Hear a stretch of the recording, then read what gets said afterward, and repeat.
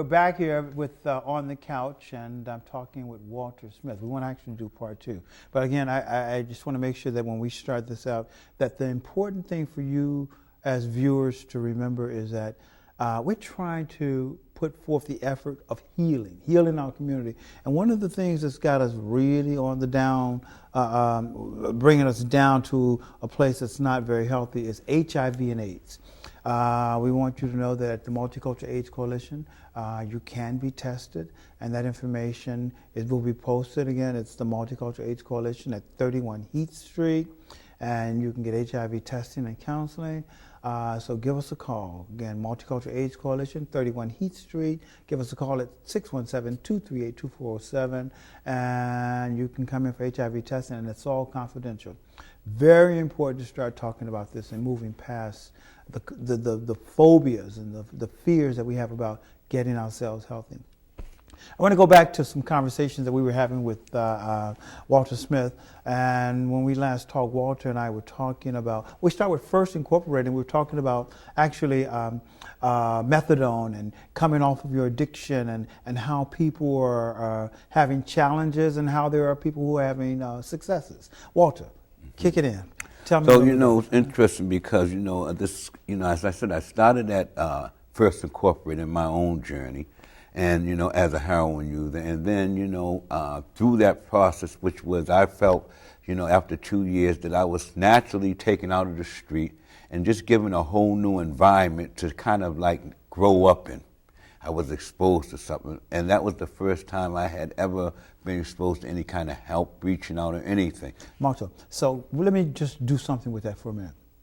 With your becoming heroin addicted, was it based on just the challenges in terms of household, or what kind of home did you come from to put you in a situation where you found heroin or drug addiction to be the way to go?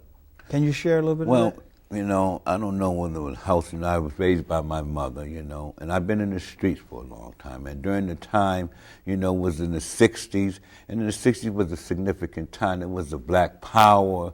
There were a lot of things going on. I had knew about some things, marijuana, alcohol and stuff, just regular stuff you do as a kid. And at this time, the community had been introduced to a new drug, as far as I'm concerned. It was called heroin. I knew nothing about it. And, just being an adolescent, I just wanted to be a normal adolescent, which is you do what the norm is. So introduced is, hey, yo, let's get high? Somebody just came and showed? Not necessarily. One of my friends, had older brothers and sisters. And we learned. First we started drinking cough syrup, wine, lemon juice, Tesanex. I didn't know anything about it. And then we discovered that the reason why they were drinking this cough syrup was because they didn't have heroin. They had habits, and that the cough syrup had codeine in it, which was another form of opiate. So we started using the cough syrup, not understanding that they were using the cough syrup to supplement for the heroin that they didn't have. But in doing the cough syrup, you were still getting a rush. You were still getting that right. codeine. Well, we were just using, you know what I'm saying? But I'm trying to hear from the codeine, when did you finally get introduced to the heroin? Because heroin is a So what happened was, hanging out with my friends and their older brothers and sisters, we discovered, my friend, his sister had met a guy from Detroit, and he was a big drug dealer and brought back shopping bags called bundles of dope. And she had 3 brothers. My friend was the youngest of the brothers, and the other 2, they all began to start selling the drugs. They were $5 bags, of heroin. And to me, it was a cool thing. So I get a $5 bag of heroin, right. and I take it and cook it up, and then... Well, before that, we were sniffing it, you know what I'm saying? Just being cool. I didn't know, I think when I first did it, I don't even think I did enough to feel it. But it wasn't about feeling it because I had no idea. It was about being normal, doing what everybody else was doing, these older guys and girls. I felt cool, man. And so when did you know that this was something that you liked and that you wanted to do again? I think the first time I realized when I really liked it was when I shot it. Okay, I was 13 years old. Then my friends, there was my friend that was selling. He went to trade school. I used to meet them. I went to the Tobin school. I used to go to trade. They was in the bathroom one day. You know, I thought I was going to go in there and sniff while we gamble, play cards, and shoot crap and stuff. And you're this in time, school in at school, what at the age? trade school, about 13 years 13 old. years old, you're in school and you're going to the bathroom. And my friends was in the bathroom stall, and they had all the heroin cooked up. They had it in the cooker, and they had it in the murine eyedroppers. And I was scared of needles, but didn't have any to sniff. I didn't want to be left out, so they each put a little bit back in for me. And I can remember my arm was out, and I was shaking, and they was like, "Hold still, man, we ain't going to give it to you." And I felt like, you know, I'm not with my friends. And then I did it, and I had felt the feeling after I did it that I never felt before. You know, I like this, you know, it was a very powerful feeling because it was a feeling that allowed me to feel great esteem and that I could do anything and that I didn't have any worries. I wasn't conscious. I was, you know, very much in the moment, uninhibited, and I just felt great. I thought the world was wonderful. And then you walked back into your classroom, or did you just? No, I didn't go to the school. So okay, you know, okay, I left. You know, and I went among all the other folks that was out hanging out. I probably went down to Dudley or somewhere like that. And I remember I felt like I had a badge of honor that I had shot some dope. And at the time, you know, because it was, you know, people in the beginning, you know, heroin was from elite people, you know, entertainers, you know, musicians, things like that. Those were the people who used this. So when I was introduced to this, you know, it was a lifestyle that went around, and, you know, you had to get money. So at 13 years old, you know, money, I was introduced to pickpocketing, I was introduced to boosting at a very young age, and I felt, you know, I was with these older people, so I felt like I was somebody. Yeah, let me do something with that, because there's this thing of thinking, just like welfare and some other things, they always put that as only the black community owns that. Mm-hmm. But I actually am aware of, too, a very upscale, middle class kind of, well, you did say entertainers, of people using drugs and it becoming a very big part of their lives. Mm-hmm. So in terms of what you were going through, that gave you that feeling that you had arrived and that you were in that space. Mm-hmm. Where did it lead you to the point where you finally decided you had to do something to change that behavior?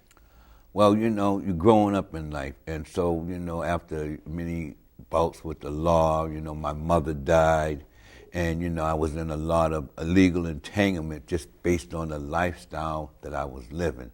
And I was in the courts, and they were going to send me to jail to Walpole for 7 to 10 years.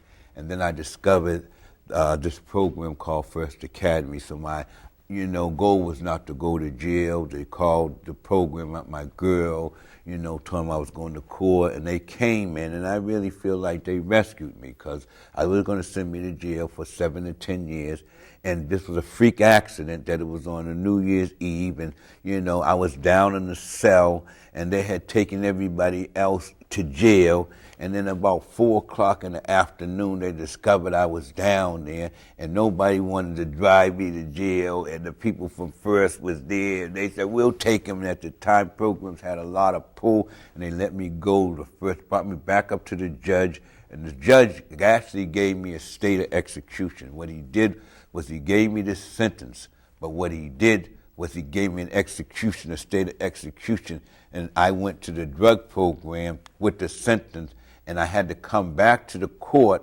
after I completed the drug program to get the sentence commuted. Mm-hmm. And I did that. I graduated from First Academy, and then I was off on a whole different journey of life. And so I just want to challenge this piece of people getting clean and sober and actually finding a new mm-hmm. path, or people finding a new path but relapsing. And so not to ask whether or not you've relapsed, but indeed, what is it that you do to be prepared for that possibility? Well, you know, that's why what the work that I do is important, because, you know, people worrying about relapse. And I think that, you know, that's an old concept. I think we need to rethink and redo this just like we do laser surgery. I don't worry about relapsing. In fact, I make decisions and choices. I've grown into the greatness of myself. I know that I'm not powerless over my addiction. I'm powerful beyond measure, and that I know that if I don't recognize that, I will destroy myself. So the drugs are not bigger than me. I'm not an addict. I'm like anybody. Once you've been doing something, you feel like, well, now let me make this better. And what's interesting? When the HIV virus came out, that's how I got on another level. Because then I realized that the government held these people who they disenfranchised and marginalized them, that they were very significant to the spread of the HIV virus through the needles. So hold on, we got to do something with that, because that's another big piece. Right. But you know what you just did, brother? You took me to the greatness of me. I like that. I'm going to use that actually to talk about the greatness of something I'm going to be doing on April the 19th, a live show with the Silverleaf Singers. I'm talking about the greatness of another group in our community that's doing some positive kind of things. We're going to go to a PSA so that you can see a little bit of what we did, or what they do. It's an a cappella group. And we're going to come back and we're going to talk a little bit more with Walter. So let's do a little bit, I think, with the Silverleafs. Is that where we're going now? Let's see. Yeah, someone sing that with him. That's Billy Campbell. That's Billy Campbell. Move in the room with the Lord. Oh, Randy, come on, I'm Move in the room with the Lord. Stop right still, study myself. Soul gets filled with God Himself. Move in the room with the Lord. Oh, move in the room with the Lord. Move in the room with the Lord. Oh, move in the room with the Lord.